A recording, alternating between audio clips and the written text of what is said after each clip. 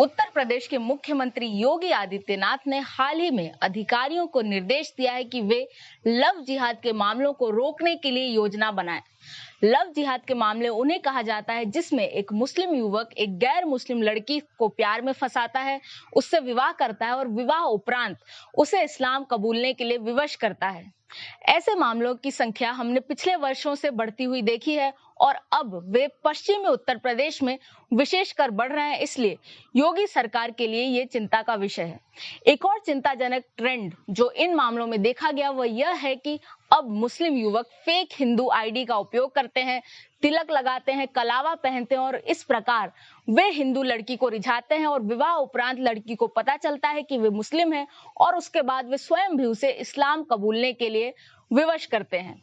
हालांकि कई लोग इस बात पर दावा करते हैं कि लव जिहाद जैसा कुछ नहीं होता, तो उन्हें इन रिपोर्ट्स को देखना चाहिए, इन आंकड़ों को देखना चाहिए जिसमें जो भी प्रताड़ना के मामले हैं वे सभी एक मुस्लिम युवक के किसी गैर मुस्लिम लड़की से विवाह के इसमें ही आते हैं और दो धर्मों के बीच में विवाह के अन्य केसेस में ऐसे मामले देखने को नहीं मिले हैं। साथ ही ये भी कहा जाता है कि स्वेच्छा से दो मजहब के बीच के लोग विवाह कर रहे हैं तो उन्हें भी ये देखना चाहिए कि एक वन साइडेड ट्रेंड है, यानी मुस्लिम युवक ही एक हिंदू लड़की या गैर मुस्लिम लड़की से विवाह कर रहा है और ऐसा उल्टा नहीं हो रहा, यानी हिंदू लड़का मुस्लिम लड़की से विवाह कर रहा है। ऐसे मामले न के बराबर हैं।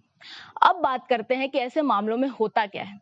ऐसे मामले ज्यादातर शरिया के तहत इसमें विवाह होता है, जिसके बाद लड़की के अधिकार सीमित हो जाते हैं। साथ ही एक मुस्लिम से विवाह करने के कारण लड़की के परिवार वाले भी उसे त्याग देते हैं। इस प्रकार उसके पास कोई नहीं बचता और वह पूर्ण रूप से लड़के या उसके परिवार पर आश्रित हो जाती है और फिर प्रताड़ना के मामले देखने को मिलते हैं और कई मामलों में हमने हत्या तक भी देखी है। अब योगी सरकार क्या इसके लिए कोई कड़े कानून लेकर आएगी? यह अभी संभावना इसकी कम लग रही है, बल्कि ये लग रहा है कि वे इस पर विचार कर रहे हैं कि ऐसे जो अपराध होते हैं उनकी फास्ट ट्रैक सुनवाई हो कोर्ट में, जो अपराधी हो उसे जमानत न दी जाए, जो लड़की के परिवार वाले हों उसे आर्थिक सहायता दी जाए। इस प्रकार की योजनाओं पर विचार चल रहा है, लेकिन ये सारे समाधान समस्या के बाद के हैं, कोई भी समस्या के पहले के नहीं है जो समस्या रोकने के लिए काम करते हों।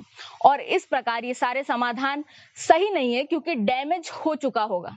ऐसे में क्या किया जाए?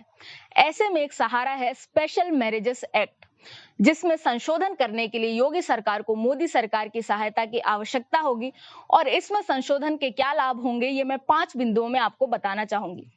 सबसे पहला लाभ तो ये होगा कि जो विवाह होगा वह शरिया के तहत नहीं होगा, स्पेशल मैरिजेस एक्ट के तहत होगा। तो लड़की के अधिकार वही रहेंगे जो हिंदू मैरिजेस एक्ट में होते हैं या स्पेशल मैरिज एक्ट के तहत भी मिलते हैं, यानी लगभग समान अधिकार। इस प्रकार लड़की अपने अधिकारों से वंचित नहीं होगी। साथ ही जो शरिया के तहत विवाह होते हैं दो धर्मों के लोगों के बीच, उसे बैन कर दिया जाना चाहिए। दूसरा लाभ इससे ये होगा कि लव जिहाद के मामले जो हमने देखे हैं वे ज्यादातर 15 से 20 साल की लड़कियों के साथ होते हैं, यानी उनमें नाबालिग लड़कियों की संख्या बहुत अधिक होती है, क्योंकि शरिया के तहत लड़की का बालिग होना आवश्यक नहीं है विवाह के लिए। लेकिन जब स्पेशल मैरिजेस एक्ट बनेगा तो एक नाबालिग लड़की को जो संरक्षण और जो अधिकार मिलते हैं वह उस लड़की को मिल सकेंगे और साथ ही किसी प्रताड़ना के केस में पोक्सो का भी उपयोग किया जा सकता है। तीसरा लाभ ये होगा कि अभी शरिया के तहत विवाह करने में धर्मांतरण करना आवश्यक होता है, क्योंकि कुरान कहता है कि एक मुस्लिम युवक एक गैर मुस्लिम लड़की से विवाह तब कर सकता है जब वह इस्लाम कबूल करे। ऐसे में लड़की उस समय इस्लाम नाम के लिए कबूल करती है और बाद में उसे जबरन सच में कबूल करवाया जाता है। लेकिन जब यह नियम आ जाएगा तो लड़की अपनी स्वेच्छा से धर्म को मानने के लिए स्वतंत्र होगी और फिर अगर कोई उस पर विवश करे, उस पर दबाव बनाए धर्म परिवर्तन के लिए, तो वह उसके विरुद्ध भी कानून का सहारा ले सकती है। चौथा नियम जो इस अधिनियम के तहत होना चाहिए वह यह कि बहु विवाह की प्रथा इसमें न हो जब कोई गैर मुस्लिम लड़की एक मुस्लिम व्यक्ति से विवाह करे, क्योंकि वह अपने समाज में बहु विवाह नहीं देखती और ऐसे में उसे इससे ज्यादा आहत होगी जब वह अपने पति को और महिलाओं से विवाह करता हुआ देखेगी। पांचवा लाभ इससे ये होगा कि जो मौलवी हैं वे अभी वर्तमान में शरिया के तहत विवाह कराते हैं, लेकिन जब स्पेशल मैरिजेस एक्ट के तहत ये विवाह होगा तो सारा डाटा सरकार के पास होगा, सारी जानकारियां सरकार के पास सुरक्षित होंगी और इसके बावजूद भी अगर कोई मौलवी अपनी मर्जी से विवाह कराए तो उसके विरुद्ध भी कार्रवाई की जा सकती है। ये कुछ लाभ हैं। हालांकि इससे लव जिहाद को पूर्ण रूप से रोकने की गारंटी नहीं दी जा सकती।